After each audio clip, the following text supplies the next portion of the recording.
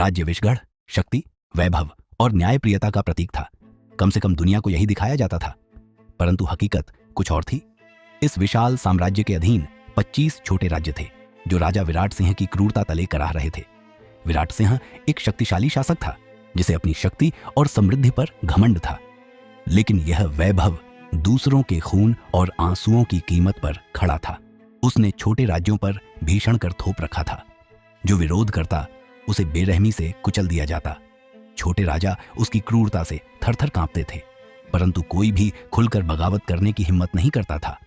परंतु विराट सिंह का हृदय दो लोगों के लिए अब भी नरम था। उसके पुत्र राजा के 2 उत्तराधिकारी थे। पहला युवराज समरवीर, राजा का बड़ा बेटा जिसे शासन की कोई परवाह नहीं थी। वह शिकार, शराब और स्त्रियों के मोह में डूबा रहता। महल में उसकी रंगीन रातों के किस्से उतने ही मशहूर थे जितनी उसकी बेरुखी। राज्य भर में यह डर था कि अगर वह राजा बना तो साम्राज्य का पतन निश्चित था। और दूसरा युवराज आर्यमित्र, राजा का छोटा बेटा जिसे प्रजा सच्चा उत्तराधिकारी मानती थी। वह न्यायप्रिय, साहसी और कुशल शासक था। वह प्रजा के दुख को समझता था और कई बार अपने पिता के क्रूर आदेशों का विरोध भी कर चुका था।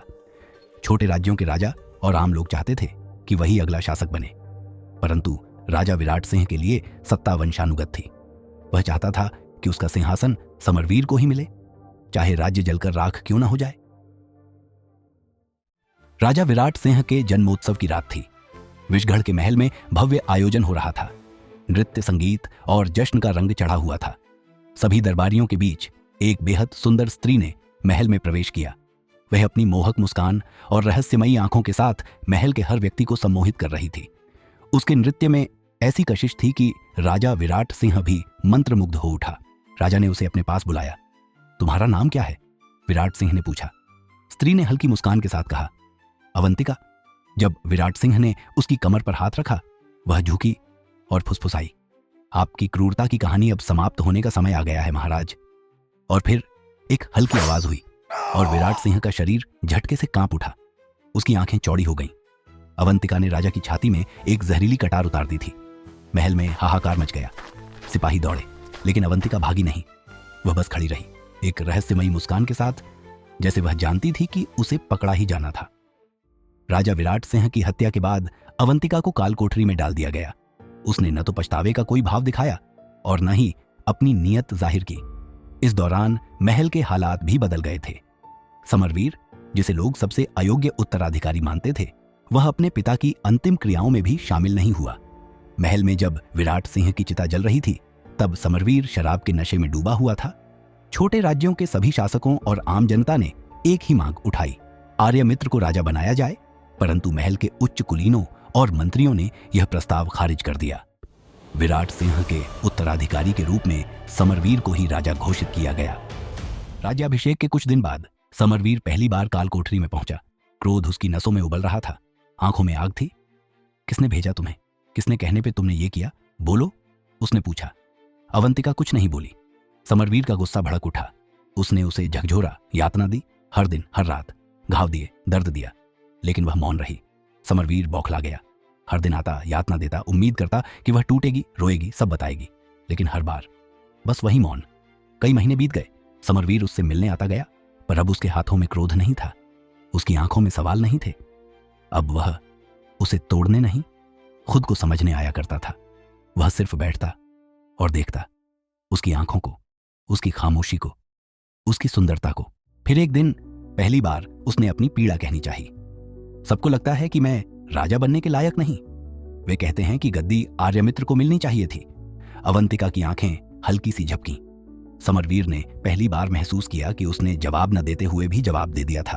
अब वह रोज आता, लेकिन अब यातना देने नहीं, खुद का मन हल्का करने। अब सत्ता की राजनीति से ज्यादा उसे इस काल कोठरी का सन्नाटा सुकून देने लगा था। क्यों? वह खुद भी नहीं जानता था। दरबार भरा हुआ था। राजपरिवार, मंत्री, सेनापति सब अपनी जगह बैठे थे। एक गहरा सन्नाटा था। समरवीर आगे बढ़ा और गहरी आवाज में बोला, मैं एक घोषणा करना चाहता हूं। मैं अवंतिका से विवाह करूंगा। सब चुप हो गए। फिर दरबार फट पड़ा। कोई बोला कि यह नारी तुम्हारे पिता की हत्यारी है। कोई चिल्लाया, राजा की बुद्धि भ्रष्ट हो गई है। और कोई गरजा, यह देशद्रोह है। गद्दी पर बैठे मंत्रियों के चेहरे गुस्से से लाल हो गए। सेनापति एक दूसरे को देखने लगे, लेकिन जिस आवाज ने सबसे ज्यादा समरवीर को चौंकाया वह थी उसके छोटे भाई आयरमित्र की। उसने कहा, भैया आप यह नहीं कर सकते। जिस स्त्री ने हमारे पिता की हत्या की उसे विषगढ़ की रानी बनाने का अधिकार नहीं है। समरवीर ने अपनी आखिरी घोषणा की, मैं राजगद्दी छोड़ रहा हूं। यह साम्राज्य अब आयरमित्र की जिम्मेदारी होगी। उसी दिन महल के विशाल प्रांगण में उसने अवंतिका को अपनी पत्नी बना लिया। शादी के कुछ दिनों बाद दरबार में आयरमित्र का राज्याभिषेक हुआ और उसे राजा घोषित किया गया। लेकिन आयरमित्र उठ खड़ा हुआ और बोला, नहीं, इस गढ़ का राजा वह नहीं हो सकता जो अपने पिता की हत्यारण को क्षमा कर दे। यह सुनते ही समरवीर ठहर गया। आयरमित्र ने तलवार उठाई और गरज कर कहा, आज से तुम और अवंतिका दोनों इस राज्य से निष्कासित किए जाते हो। अगर तुम दोनों दोबारा इस राज्य की सीमा में दिखे तो तुम्हें मृत्यु दंड दिया जाएगा। हर शब्द एक तलवार की तरह समरवीर के सीने में उतर गया। उसके अपने भाई ने उसे त्याग दिया था, वह टूट गया पूरी तरह से। पर तभी अवंतिका ने उसे संभाला। समरवीर ने आखिरी बार विषगढ़ को देखा, फिर अपनी पत्नी का हाथ थामा और बिना पीछे देखे हमेशा के लिए चला गया। राज्य से निष्कासित होने के बाद समरवीर और अवंतिका एक छोटे से गांव में बस गए। साधारण सी कुटिया जहां सिर्फ प्रेम था और एक दूसरे का साथ था। 1 वर्ष बाद उनकी जिंदगी में सबसे बड़ी खुशी आई, उनका पुत्र। पर यह खुशी अधिक समय तक नहीं टिक सकी। उनका बेटा हमेशा बीमार रहता, रात में शरीर तपता, दिन में कमजोर होता जाता। वैद्य बुलाए गए लेकिन कोई बीमारी समझ नहीं सका। आखिरकार एक वैद्य बोला, इस बालक का उपचार किसी बड़े चिकित्सक के पास ही संभव है। तुम्हें अपने राज्य लौटना होगा। समरवीर के अंदर तूफान उठा। मुझे वापस जाना होगा अपने भाई के पास। उसके पैरों में गिरूंगा, कहूंगा कि मुझे मार दो, लेकिन मेरे बच्चे को बचा लो। अवंतिका की आंखें भर आईं। उसने समरवीर का हाथ थामा।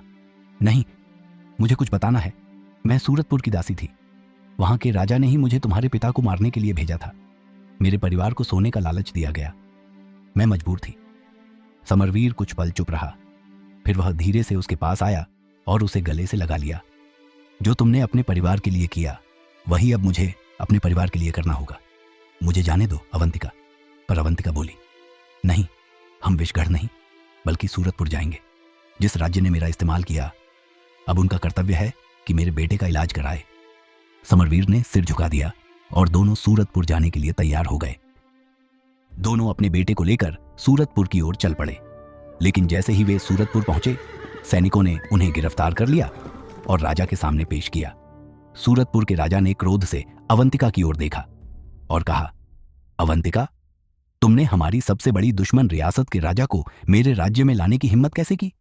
अवंतिका ने शांत भाव से उत्तर दिया, यह राजा नहीं है, यह सिर्फ मेरा पति है।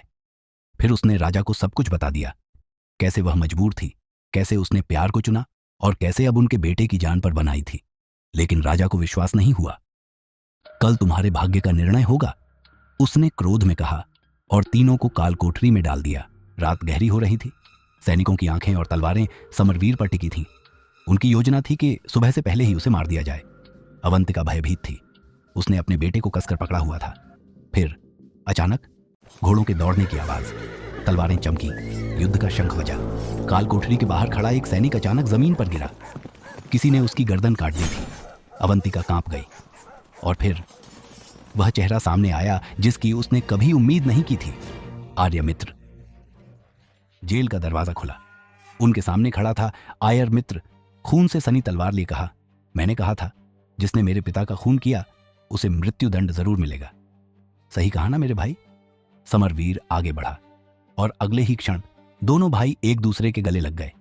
अवंतिका के पैरों तले जमीन खिसक गई। नहीं, यह सच नहीं हो सकता। उसका पूरा शरीर सुन्न पड़ चुका था। आयरमित्र ने अपने बड़े भाई की पीठ थपथपाई और हल्के से मुस्कुराया। हम जीत गए। समरवीर ने पहली बार अवंतिका की ओर देखा, लेकिन यह वह समरवीर नहीं था जिसे उसने प्रेम किया था। यह कोई और था, एक राजा जिसने अपना खेल खेल लिया था। तुमने क्या सोचा था अवंतिका, कि मैं तुम्हारे साथ एक नई जिंदगी शुरू करूंगा, कि मैं अपने भाई को छोड़ दूंगा, अपने राज्य से मुंह मोड़ लूंगा, कि मैं अपने पिता के हत्यारे को माफ कर दूंगा? अवंतिका के चेहरे से रंग उड़ गया। उसने अपने बेटे को और कसकर पकड़ा। समर, मैंने तुमसे प्यार किया, तुमने भी मुझसे किया है ना? इस बार समरवीर हंसकर बोला, अब इस राज्य के हर उस इंसान को मौत मिलेगी जिसने भी तुम्हारा साथ दिया। अवंतिका की सांसें तेज हो गईं। नहीं नहीं, तुम ऐसा नहीं कर सकते। पर समरवीर का चेहरा कठोर था। उसने तलवार को कसकर पकड़ा और आयर मित्र से कहा, चलो भाई, अब इस अधूरे काम को पूरा करते हैं। दोनों भाई काल कोठरी से बाहर निकले। सैनिकों को आदेश दिया गया, कोई भी ना बचे। हर तरफ आग फैलाई गई, हर घर जलाया गया, हर किला ढा दिया गया। सैनिक निर्दोषों पर टूट पड़े, चीखें गूंज उठी। लोग इधर उधर भागने लगे। जो भाग सकता था वह भाग गया, जो नहीं भाग सका वह जल गया। आग की लपटें आसमान तक उठ रही थीं और उन्हीं लपटों के बीच अवंतिका और उसके प्यार की निशानी जलकर राख हो गई।